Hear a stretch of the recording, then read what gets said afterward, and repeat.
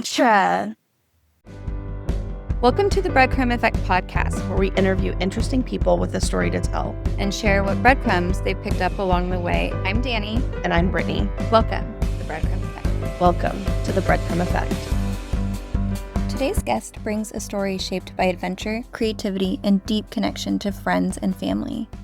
From going to the bottom of the Grand Canyon to spending a year immersed in life in Spain, Jessica Hall's journey reflects a curiosity about the world and a willingness to follow experiences that transform you.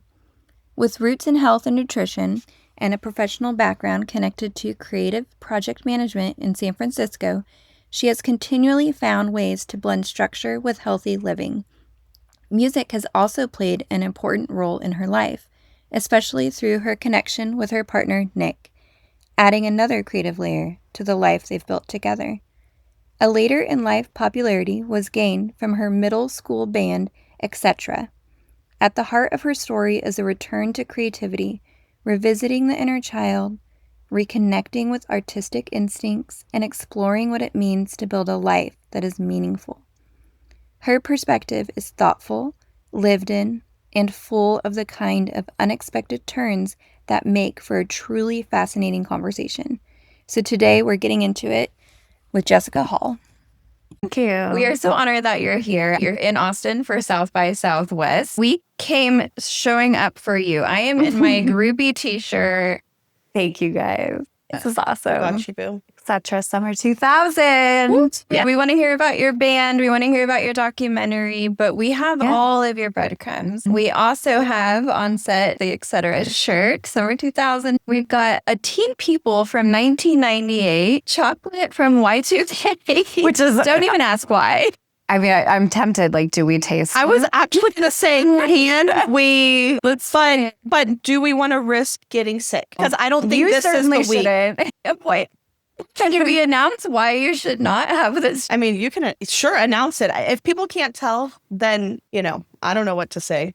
For those listening and haven't seen any of the episodes, Brittany is very pregnant. So congratulations, Brittany. Another girl, summer 2026. Nice. Summer. Also, Another Girl is the title of one of the songs on that record. So that was a breadcrumb moment, and I didn't know that. No. That's a plug. That song was written by the youngest of the four of us. She was 9 years old. It was about a crush that was sort of an unrequited love, and he liked her enemy, her rival. They weren't, for a dramatic effect of the song. Let's just jump into the music. This is what I like about the album is y'all wrote it when you're as young as 9 and as old as what? I had been writing songs with my best friend Aiden, who lived on my same street. We met when we were 3. We were just kind of this creative bubble that just sort of constantly we were making full-length feature films on a handy cam, and we had our own little dance company where we roped in all of our friends and we would teach them choreography, and then we have this big show where we would sell tickets. Really, it was just to our friends and family, but we outgrew Aiden's living room and had to use space at the church because we invited so many friends to do it. Among all of those things, we were also writing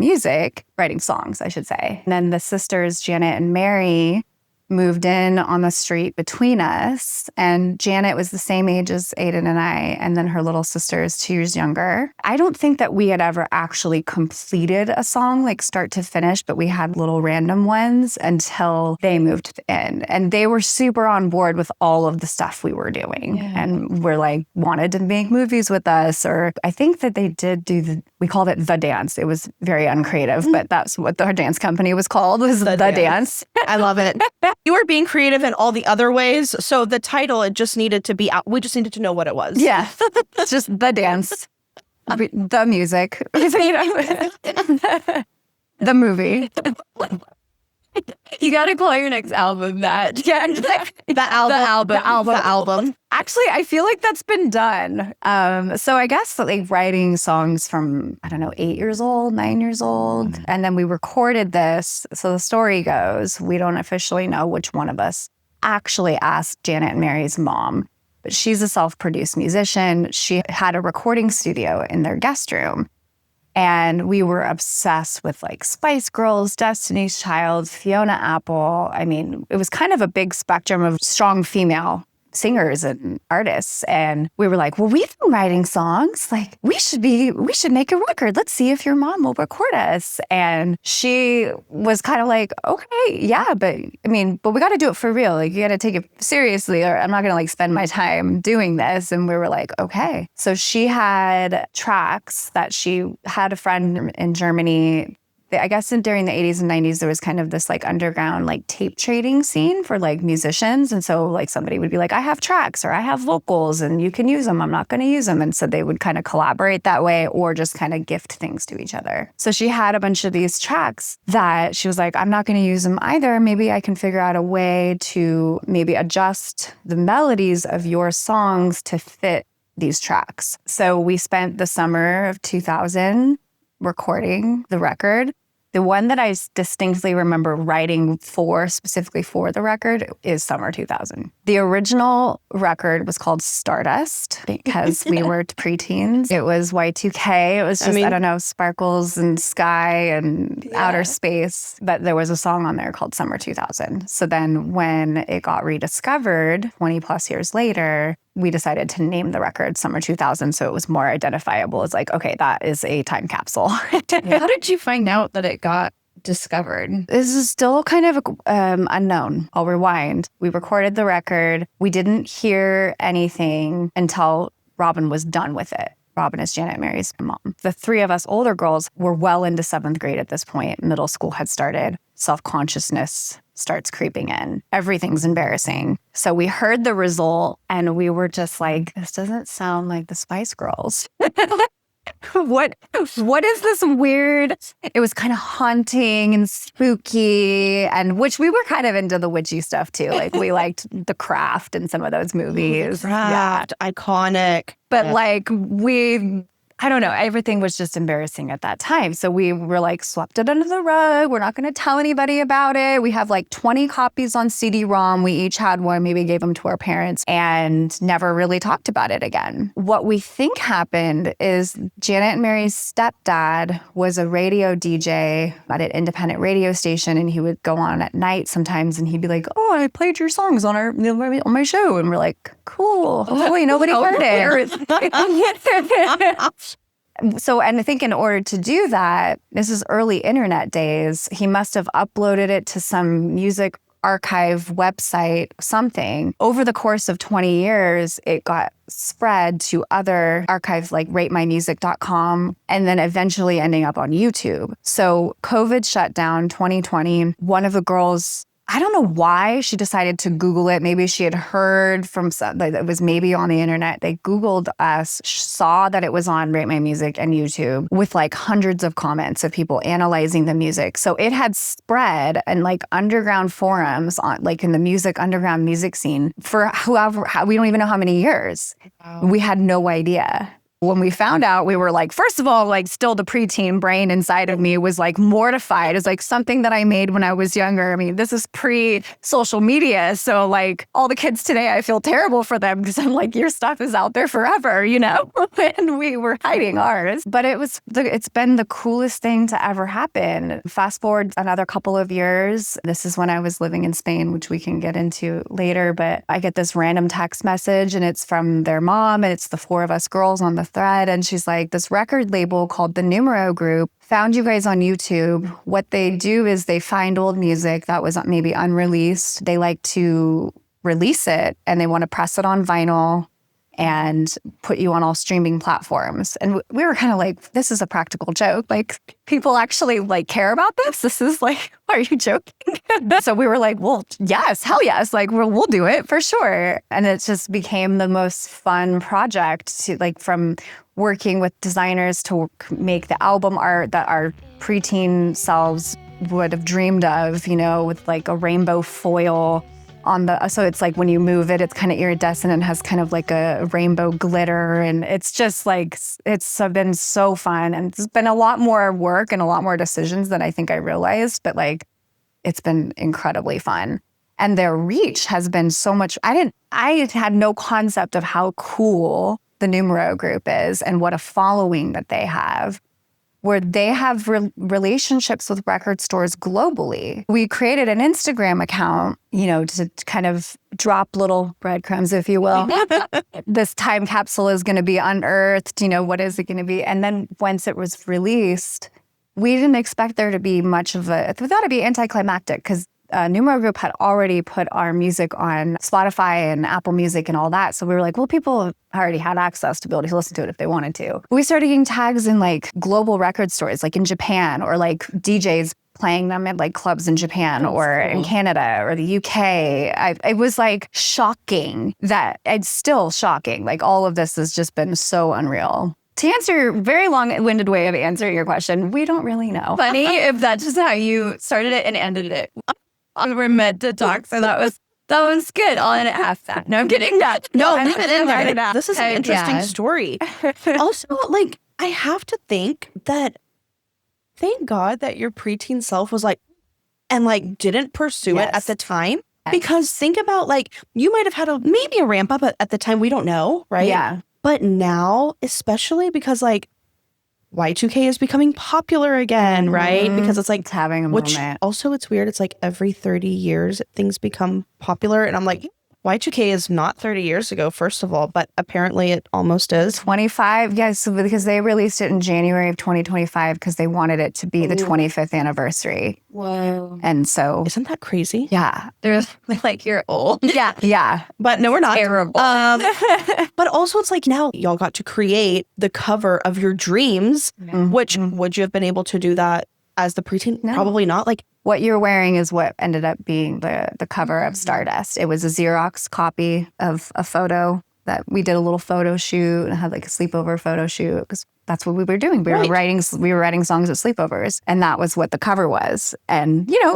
was great for what the resources that the parents had at the time, but it wasn't the album cover of our dreams. Right. Right. And now you're able to do all of these things. Now you're all at South by. Been in the Rolling Stones. You got interviewed Rolling by BBC. Stone magazine. That was another shocking thing. Was a journalist who works for Rolling Stone. Her boyfriend likes kind of outsider music. I think follows Numero Group, and so when it was released, he was listening to it, and she writes specifically mainly about pop. And she was like, I listened to it. It's definitely weird, but there is a pop element to what you guys were doing. And so she got really interested in it and reached out to us and wanted to tell our story, which is like... It's a cool story. Phenomenal. Yeah. It's an amazing story. The story is still happening. Right. Like, it just keeps getting more and more weird and interesting. And like, I'm like, I would never have imagined that I would have had an article in Rolling Stone magazine. Right. It's amazing. Well, I think that's the cool thing about Breadcrumbs and just kind of, not that y'all were trusting it, but...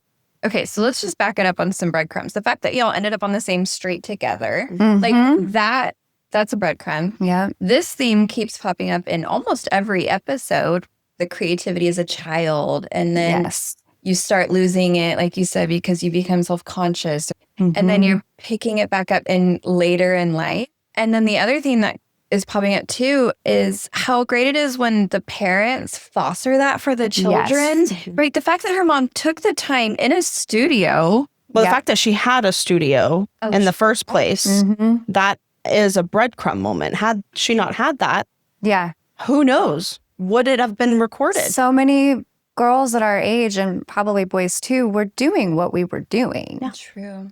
It's that perfect time in your life when you can start kind of doing things by yourself, but the self-consciousness and awareness of other people's perception hasn't really happened yet. Like maybe glimmers of it, but you don't really care. You're just creating for the pure joy of it. And so I think that's what people are resonating so much with this record is like, we are not vocalists, and that's very clear. Like there's a lot of imperfection in our voices. We're pitchy, all these things, but it was just free expression of children. And it is really a special point in life that like it can't be necessarily recreated. However, if you see the documentary, we try.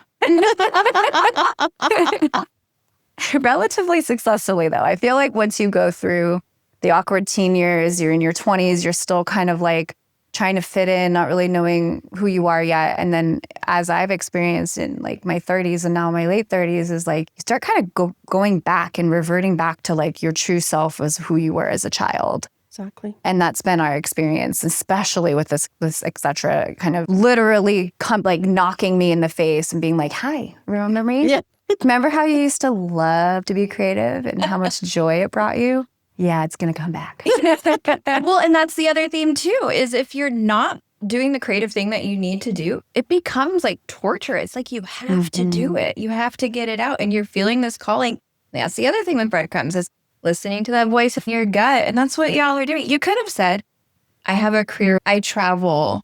Aiden has a successful acting career too. Like she wasn't in music, she was acting. And now the breadcrumb of this has been, it gave her the opportunity to direct and produce a film. That's something that she's been wanting to do. Who better to do it with than her original collaborators from childhood? She's blending it all. She could have also easily said, I'm an actress, I have a career, I don't have time for this.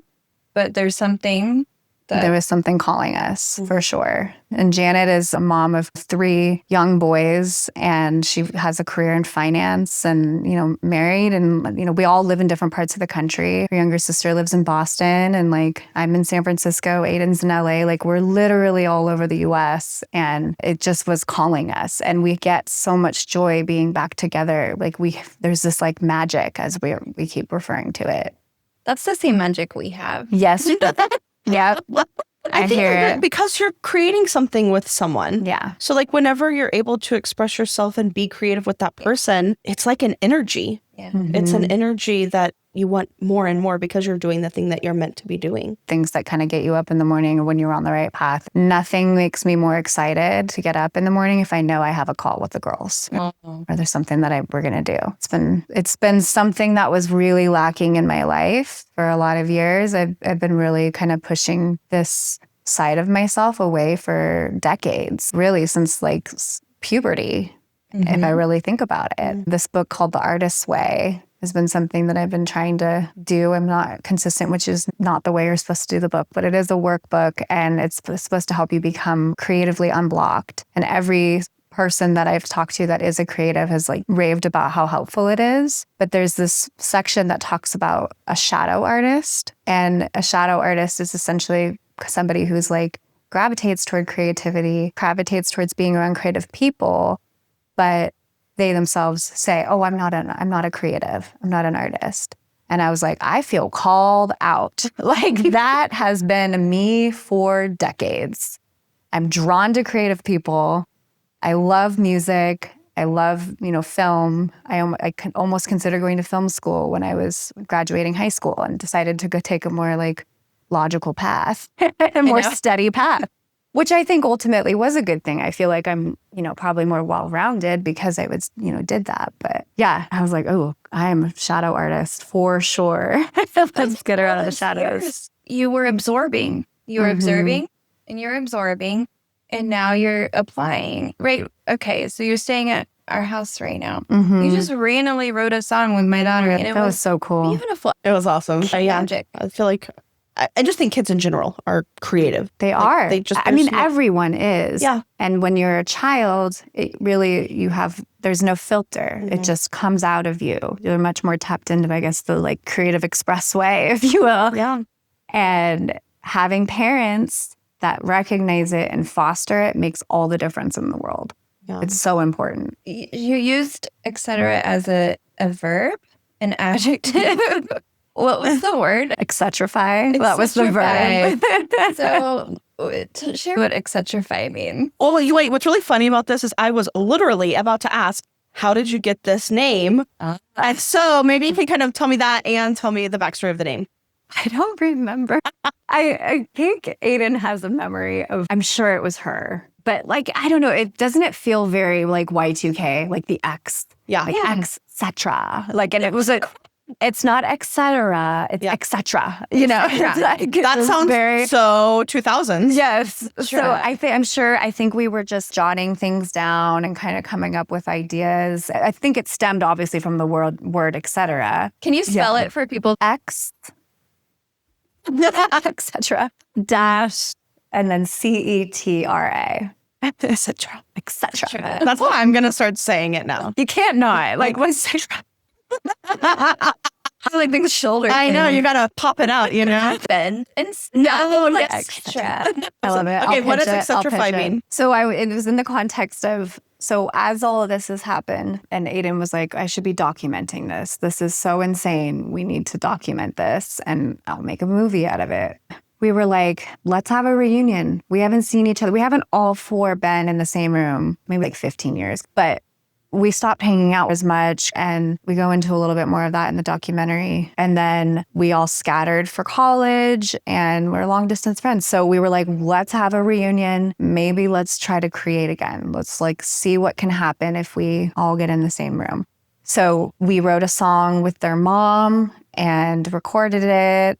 And then we had a second reunion when we had the album release party. And in that time, we also wrote and recorded another song, this time with other professionals, not just like our family unit. We thought it would be intimidating. It wasn't. We basically just invited them to our sleepover, and it was so fun. We had this song, and then the first kind of time hearing it, it was very like rock forward. And we were like, it's great. It's kind of grungy, but we need to make this more weird. We need to X-Cetrify this.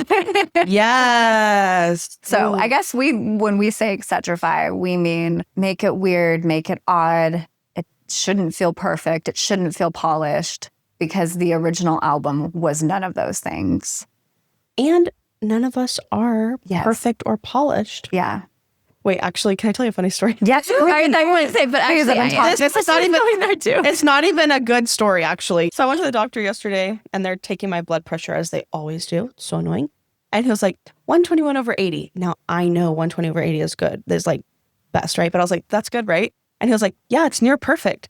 And I was like, well, no one can be perfect. He was like, he didn't get the joke, And he was like, yeah, no one's ever at 120/80. And I was like, bro, I was making a joke, like just talking. I know. I was like, I was like, yeah, but I'm almost perfect, like 121/80. He was like, oh, ha, ha, ha. And I was like, maybe I just thought I'm funny. Like, do I have a podcast? I think I'm funny enough for everyone, okay? But I want to X-Cetrify my life now. Low-key obsessed.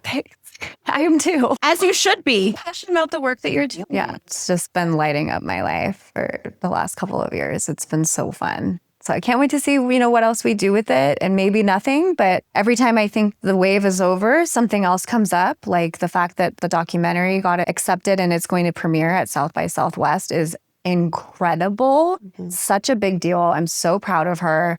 It has been a labor of love, and it's her first time directing and producing something, and it made it into a major film festival. It's amazing. It's a testament to her magic, but also the X-Cetra magic. And I think how it was great. Their acceptance letter basically said, it's crazy how hyper specific this story is, and yet incredibly relatable. Because I think what we were doing, again, was not unusual. This is what kids do. Mm-hmm.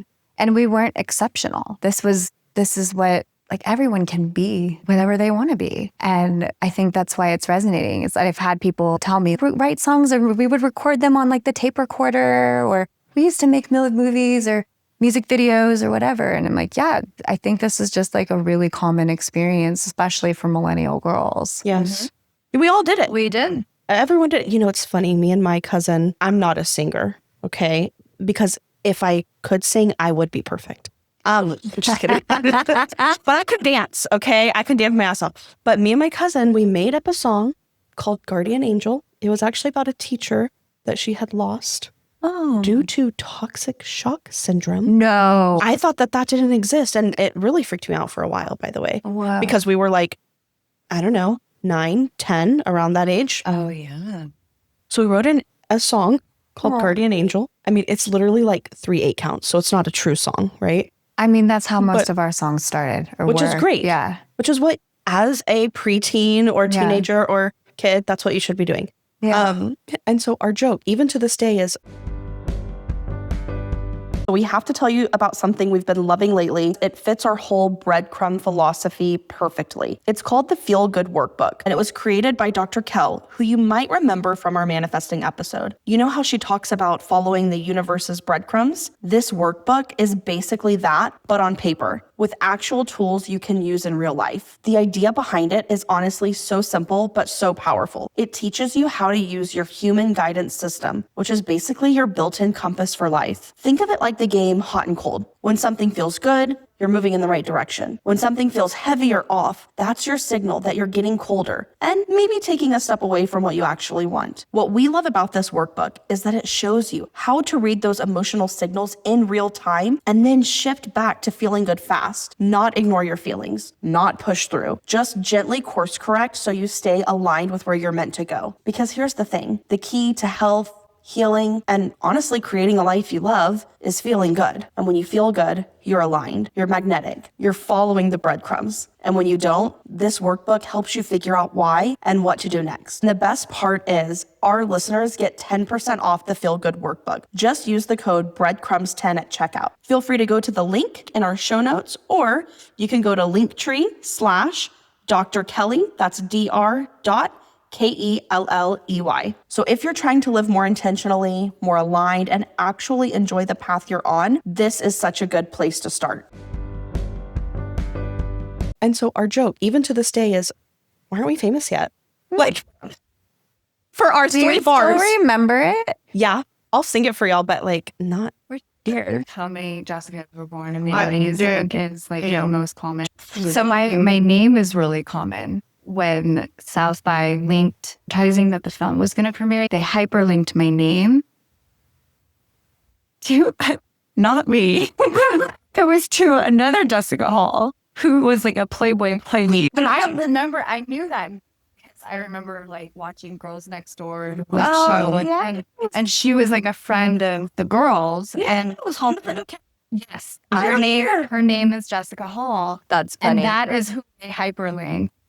And I'm like, well, that's great. Well, people won't actually find me, I guess, but because there's a million of me, but so hilarious. I don't know if they ended up fixing it. I haven't checked, but I love that. It's just so funny. Like, she did not like to be associated. I don't know her. Maybe she doesn't want to be associated with X-Cetra. It is an honor for that. Okay, so I'm just so obsessed with this story because it's just such a good story. But I want to tie it all into some more of the themes that we have in this podcast, which is manifestation, right? And we talk about it doesn't always have like an exact timeline. Y'all did this as kids. It's what you wanted. You envisioned it. You saw yourself as the Spice Girls. Decades later, it happened. That's not the only time you've manifested something in your life. It's a buzzword. I had been struggling with employment after my last freelance gig. I thought about exactly what I wanted to find, and then I articulated it out loud. I'm going to find a job that's not freelance, has benefits in the world of nutrition. It's something I'm passionate about, a product that I can stand behind. I want it to be in the realm of things that I have been doing in the past few years, which is creative project management. I want it to be in a place that I feel valued in and that truly has flexibility. I knew that this X-Cetra stuff was starting to rise. I need a space in my life to be able to be creative. Within a few months, that's exactly what I found. It's amazing. And it kind of fell into my lap as well. Yeah. And they're so amazing. Like, they are so elated with all of this X-Cetra stuff. They're really understanding and excited. It's been a really good environment for me to be in. You said it out loud and you truly believed it. Like, you declared it. Yeah. I'd heard people talking about, like, you have to ask for what you want. Yeah. What was that quote that your previous guest said? Like, literally, podcast rejection is protection. Yeah. And that can be really true. It can feel really disappointing in the moment or whatever. But you got to ask. Didn't you manifest something else too? For the documentary. And I found all these letters when I was in an emotional state, like, write a letter to myself. And this one was around the time that I was breaking up with a really long time partner, and it was a very toxic relationship. I was in it when I was way too young. It went on for way too long. And I was finally kind of like getting out of it. But it was like this letter where I was envisioning, describing how I wanted to travel, meet a man that respected me and I respected him. It was really cool to read. And it was like something I had completely forgotten about. And then reading it, I was like, I literally described Nick. Like, I described the kind of relationship I wanted. I've been crippled by fear, doing things that felt scary, like going and traveling. Here I am. I met Nick, and that's like what he had spent his life in his 20s and 30s doing, was like traveling the world. And it was something he was really passionate about. We've done that together. And now we've done it a lot together. We went and moved to Spain. That was kind of an aha moment for me that I had actually asked for him. Yeah. That's really cool. First of all, thanks to your mom for keeping everything. Yeah, yay for hoarders. I feel like, how could I hoard without the clutter? She puts up as decoration for Thanksgiving every year. Like, it's like one of those paper plates where you glue to create a turkey. Is it growing stuff like that chocolate fuzzy turkey now? Is it pristine?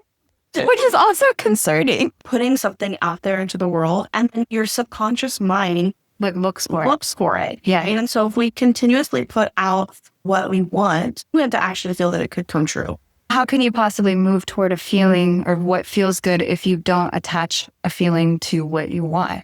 So you mentioned this job, that not calling it manifestation, but that, absolutely what happened is manifested it. One thing that I want to call out is it and you did say it, but I'm going to reinforce it, that it follows along your value system of like living a healthy lifestyle. And I truly believe that when you're living in this creative space and you align with your values, it does allow for more creativity. So I wanted to see if there's anything that you'd like to add on sort of that viewpoint on life. Nutrition definitely changed the course of how I live my life. I've always had like a really strong connection to understanding how my body was telling me information, my anxiety. I was a kid and I would be getting migraines. I knew they would be coming on and was very in tune with how my body was feeling. And so learning about nutrition and how it affects both mind and body, it set me on a path to be intentional about making sure that I'm eating vegetables, incorporating them into every meal that I can. When you start taking care of your body, you really start to notice when you're not.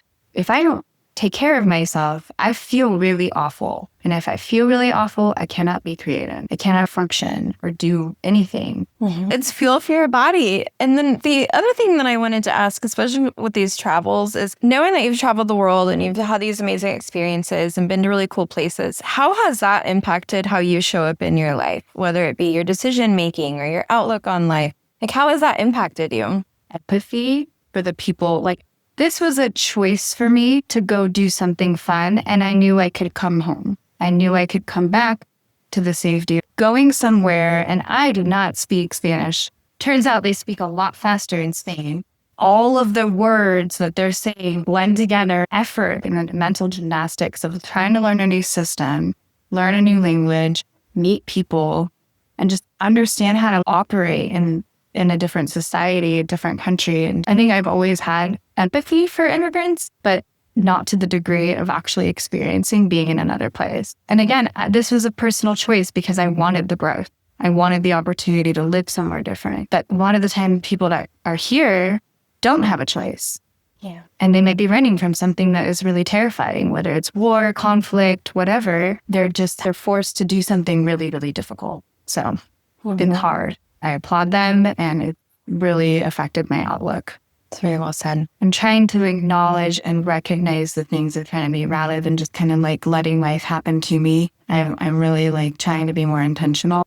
I think a lot of it starts with what you consume. Obviously, we talked about nutrition and food, but I mean like auditory as well. Like, what are you watching? What are you reading? What are you listening to? For me, before I even started going into therapy, it was starting to just be curious about psychology or just human behavior and starting to like listen to podcasts, read books, hear about other people's journeys or get advice about it, and kind of becoming more introspective. That groundwork that I started to do in kind of my early 30s kind of prepped me for what doing the documentary for X-Cetra did for me, which was like, first of all, I was 2 weeks back from moving. I had just moved back from Spain. So I was upside down. My childhood is back in my face.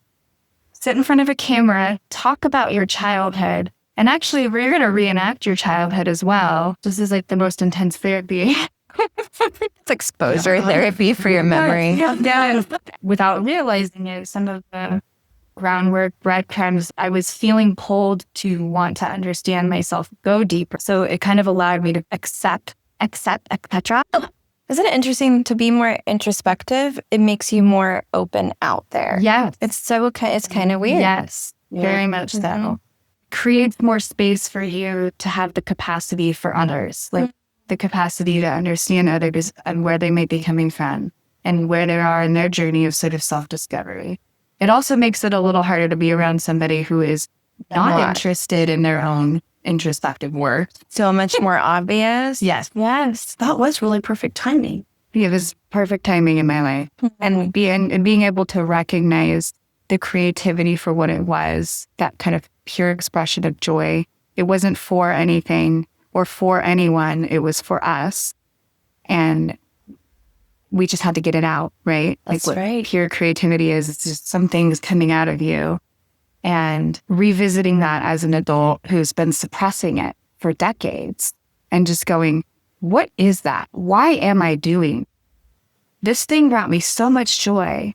Why am I not allowing that joy back into my life? I'm putting too much thought into it. I'm telling myself, oh, well, it's not attached to money or to compensation or whatever. Attach it to something more tangible rather than just doing something for the pure joy of it, which is always what X-Cetra was. It's just the pure joy. Yes. Not about perfection ever. And I love that's what I'm trying to get back to is don't overthink it. Just do it. Do it for the joy. Yeah. Do art because you need to get it out. I love all that. I'm adopting this shit. Yes. Let's do a couple of segments. So she chose Flower Hour, so hot takes, and then some breaking bread. We were making lunch. She was like, we were making a salad. And she goes, do you want a fork or a spoon? This is an unusual question. And I was like, a spoon. I eat salad. Like if I make salads at home, I eat it with a spoon because I cut the lettuce small enough. And then it's like you can have a bite with a lot of different little pieces in it. I'm a spoon salad eater. Spoon salad. I've never heard of this. Game changer. So I do not understand why people eat salad with a fork. I've never understood it. You just shove it in your mouth. But the spoon, it's just like you get a little bit of the nuts, the beans, the whatever else you put in there, a little bit of I do a pre-cut and then follow it up with a spoon. Everybody's like, yeah. I think it'd be amazing if most people actually eat it with a spoon. I was too embarrassed to say it. What if it's like the best kept secret? Okay, let's do some breaking bread. Gratitude. Gratitude. Yeah. I mean, I picked that because I have a ton of gratitude right now. The fact that I made something so long ago, didn't think about it for a long time. And it's like the universe, God, whatever you want to call it, threw it back in my face and was like, hey, you need to look at this. You need to remember this part of you, this huge part of you that lit you up, brought you joy. I'm going to go ahead and spoon feed it back to you, spoon. I feel incredibly grateful. I'm really grateful for the timing in my life that this happened. I'm glad that I got to live my life, become an adult, accept this for what it is, and like really find the joy in it and not feel overwhelmed or stressed out by what could this be or what could it mean? Like I feel settled in my career outside of it. So it's like, I don't know. So I just feel I feel really grateful that there are people out there that appreciate it and appreciate children's art, little girls' art. And they took it seriously, just like their mom, Robin, took us seriously. I mean, little girls are often way ahead of their time, like way ahead as far as like their understanding of the world and how they're perceiving it. And they have a point of view, they have a perspective. And I think it's important that we foster that for kids and allow them to, express that. So that's what I'm grateful for. And I'm grateful that you guys asked me. This is so fun. Thank you for coming on. This was really cool. That's going to make me cry. I hope that it inspires little girls to keep doing their art.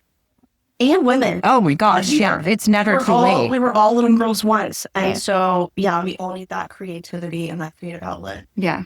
Okay, so with that, Bill, we're going to ask you one last question. I've been listening.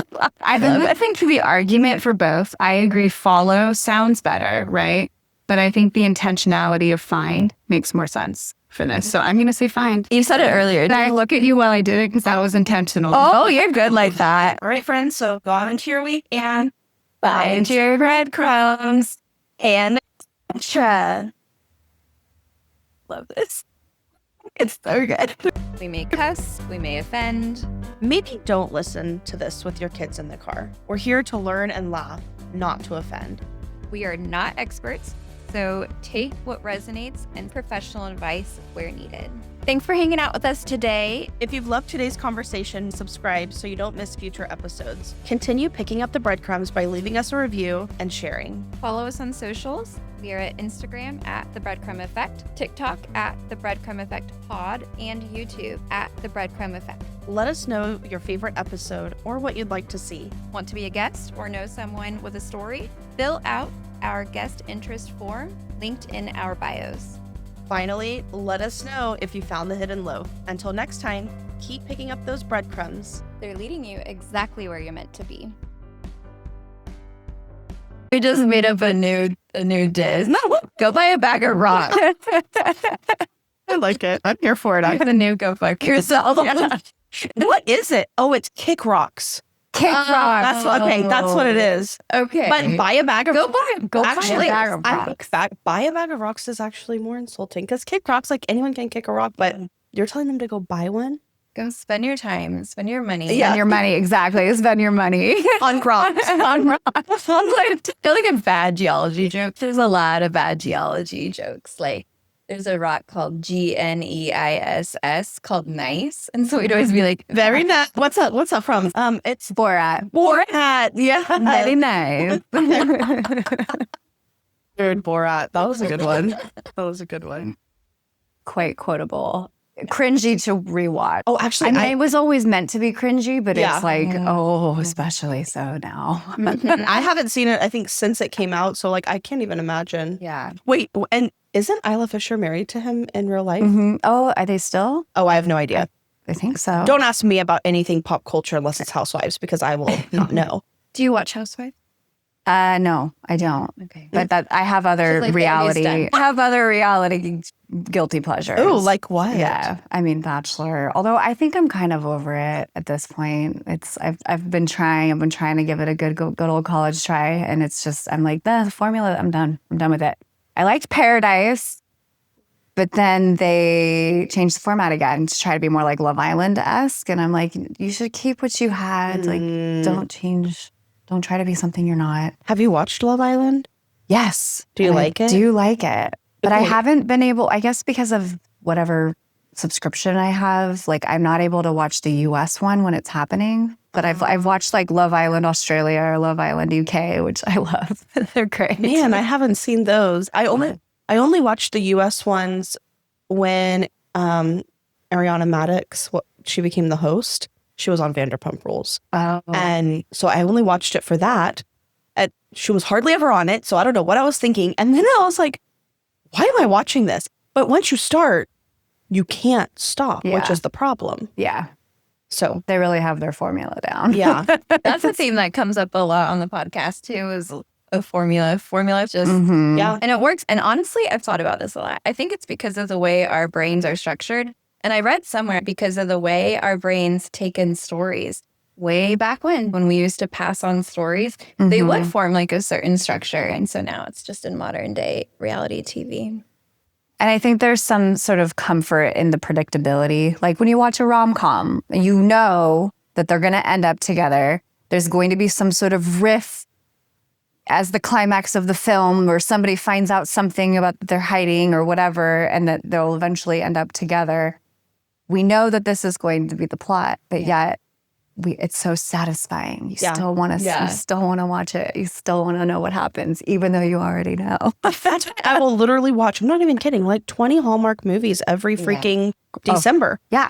They're Christmas, all the same. Hallmark, yeah. But I don't care. Yeah. But you know what I think it is? I think it goes back to like neuroscience. We are meant to recognize patterns. And we like patterns. Our brain actually wants to be lazy. True. And so we like the pattern of whatever it is. Yeah. Well, like in music is patterns. And, you know, most music follows like, have you guys seen that? I think it was like a comedy trio where they're like certain pop songs are all like done in the same, like they're the same notes or something like that. And so like they start playing it and then he like sings like a bunch of pop songs all in a row, but it's like all part of the same song. And you're like, what? I think that guy's done it, or somebody else has done that for country music, where like the argument is like all country music's the same. And so he strings them together and you see just all the different sound waves. And it's the same. Yeah. Which, patterns. I mean, I'm here for it. I still like it. Yeah, I was like, wow, that's a good song. No, I know. Yeah. She's reading emails to go for it. It's called Show Notes. I don't know if you've said that. You're like, if we're looking at the show notes. It's like, what's a show note? Well, I went and see the way pants. I don't hate you. That's your journey. You still poop very well. Turns out everybody poops. Find your breadcrumbs and X-Cetra. Oh, shoot. Touch the mic.